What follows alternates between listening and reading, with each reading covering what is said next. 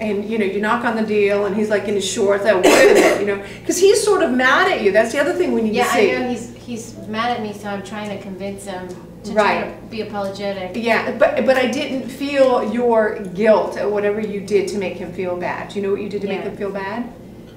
Well, apparently I counseled him on whatever I counseled him, and then I trashed. Well, this is exactly what, when we do this scene too. She's in her office doing the therapy thing, and then he sort of shows up out of the blue, and he says, "I need therapy," and you're like, "Oh, okay, well, clearly." And so she just says, "You got to go out there and just," because he says, "I'm smitten with a woman," and go, "Oh, well, you should tell her how you feel." And he goes, "Really, I should tell her." And then boom, he says, "Dr. Griswold, I'm in love with you." And you're like, "Whoa! Oh, I didn't know it was me." So you freak out, and then you say, "No, you got a session over, you got to leave." Because she just doesn't know how to handle that. And so why do you think she doesn't want to have a relationship? Or first of all, do you think she does want to have a relationship with him? She does. Okay, so what's keeping her from doing that? Well, she has this boyfriend, but I guess he's not that big of a... You're the boyfriend, but he's an asshole. What else? I guess she doesn't want to ruin whatever maybe they have. Well, how do you think that they're equals? Oh no, because he lives in Winnebago. Yeah. I mean, this is the whole thing. This guy, in terms of his life ambitions, he's got none. He has none. Have you ever met people like that? And you just think, it always reminds me of the Ellen episode where, I don't know, she was dating somebody or she had a friend and he delivered pizza. And she just thought he had so much going on, and she goes, you really, this pizza thing, you really need to live your dreams, follow your dreams, dream bigger, just do something bigger. And then he comes back and he tells her, "Ellen, you were so right. I'm doing it. I'm going to make the move." And well, what are you doing? I'm going to move to Italy. She said, "Italy? That's fantastic. What are you going to do there?" "I'm going to deliver pizza." She's like, "That's not really what I had in mind." Yeah. And that's sort of, Roy. He just doesn't really have any ambition. But once he meets Dr. Griswold, he decides that maybe he should go and win the U.S. Open or whatever it is and impress her with that. And then maybe he'll have some money and he can take her out on like a real date. So she's educated, he's not. She's ambitious, he's not. Even though she's not a really great therapist, at least she has a job that earns her a nice apartment. She doesn't have to live in Winnebago. And he lives with someone, I think. I think his caddy lives. I mean, it's just a mess. And it really is kind of a cute movie. So I want to see, we need more obstacles. You didn't really have Teeny in this, Ani. Okay, we need to see that he affects you. We need to see that she's scattered. We need to see that I mean, even, and imagine if you went into a man's Winnebago.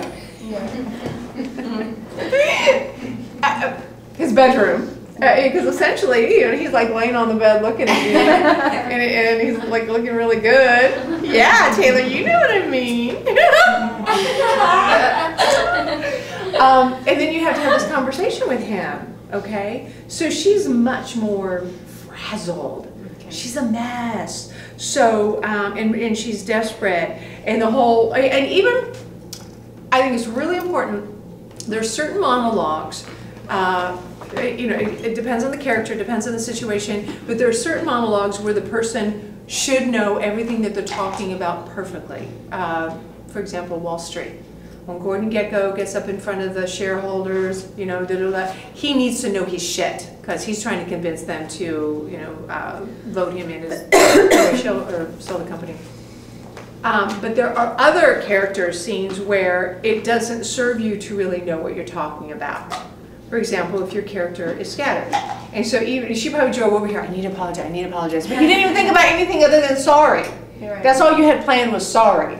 And then you walk in and you have all of it, and you're here with him, and he looks good and he smells good, and it's like, oh, and he's like, yeah, well, what is it, bitch? Because you've made him feel bad, and you're like, and so I want to see you fumble through this a little bit more, and he looks at you, I counseled you, and this is what happened. So let's feel shittier about that. Than how I scored it. Much different. Yeah. Okay, and again, when you're making these choices, we need to get as close to the truth of the scene as we can, to the extent that you know them. And how do you find out? Well, you know, for class, you can either email me, look up the YouTube video, read the synopsis on IMDb or Wikipedia, and figure that out. If you have to, watch the movie. But if it is an audition, read the script. Now, I don't know if y'all knew that. I know in Texas sometimes that's difficult, but the screen, you know, if you ever become SAG, that is a SAG rule that actors have to have access to the entire script 24 hours before their audition. Now there's certain writers that are real particular about that. Woody Allen, he doesn't let his entire scripts out. So, Is it just parts, so you know?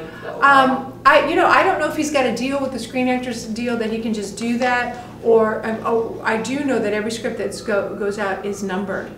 They're like serial numbers, and so if somebody leaks it or whatever, you get in big trouble doing that kind of shit.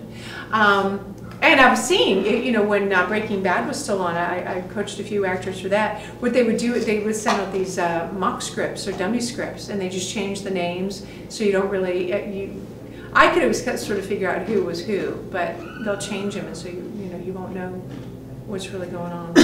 And I usually either watch the movie or do the, watch on YouTube, but I decided, because a lot of times, we're always like, well, should I or should I not? Yeah. So I decided this time I'm not. And okay, well that's okay. So I mean, but I because, again, Ani, what you did was darling, it's just not this character. Yeah. Okay, and then when she's talking about all her little misadventures,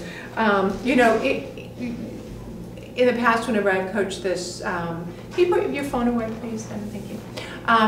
When I've coached this scene, and they get to the part about the Corpus Christi and those stuff, people say, well, she's rambling here, but rambling doesn't get you anything. So I think we still have to assign an action to it, and I think she's trying to impress him.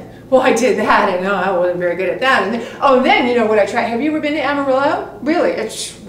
Entertaining him and impressing him, and so let's just, it will look like rambling, but you need to make it more than rambling.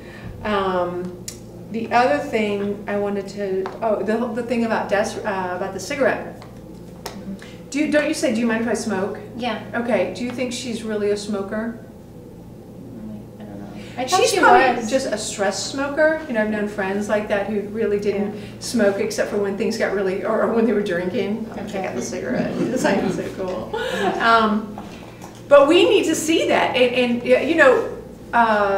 That'll be completely different. I think Yes. so. Yeah, especially when she's, if she's smoking and she's not an actual smoker, that would be a totally different. Yeah, and the doings need to support the scene objective, and I'll share a little story with you, because I'm confident that I did a doing years ago where it was smoking that got me a part, and this wasn't anything I thought about. It was actually a friend of mine who gave me the idea.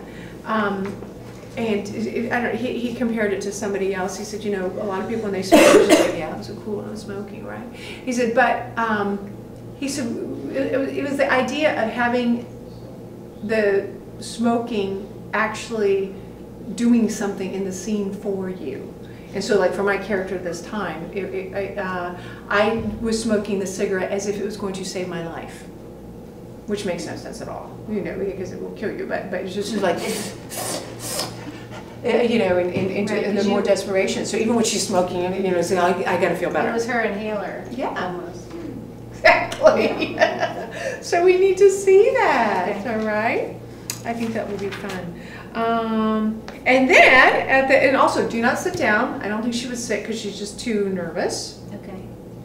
And I do think that she is here. It's more than just apologizing. I think there's a part of her that I have to see him. I have to figure out how in the world can I be with him, but not make a mess of everything. My life, his life, David's the boyfriend. And so I think that when you get to the end and you say, okay, I'm really flattered that you asked me out, but I can't, I can't. Goodbye. Boom, boom, boom, boom, boom, walk away. And then realize, ooh, if I walk out the door, I might not ever see him again. Turn around, I got an idea. I'll make a deal with you. 'Cause we need to see that. It gives you just more to do in the scene. It Okay. makes us feel like, oh, you're taking us on this journey. It's Oh, much more we're, interesting. Yeah. well, we're hopeful. Oh, all hope is lost. Oh, we're hopeful. Oh, all hope is lost. Oh, she Yeah. made the deal. They're gonna see each other again, and she does. She coaches him, and I think he does get into the U.S. Open, and he still screws it up, but at least he tries. All right. Awesome. That's actually very exciting. That's gonna be to do. fun, huh? Yeah. Well, this was actually, I think it was a really great. Ron Shelton, who wrote it, he wrote Bull Durham. His movies always have like a sort of a sports theme underneath them, and they're really great. I don't know that he's written anything lately, but good stuff. All right. Perfect. Thank you. Thank you.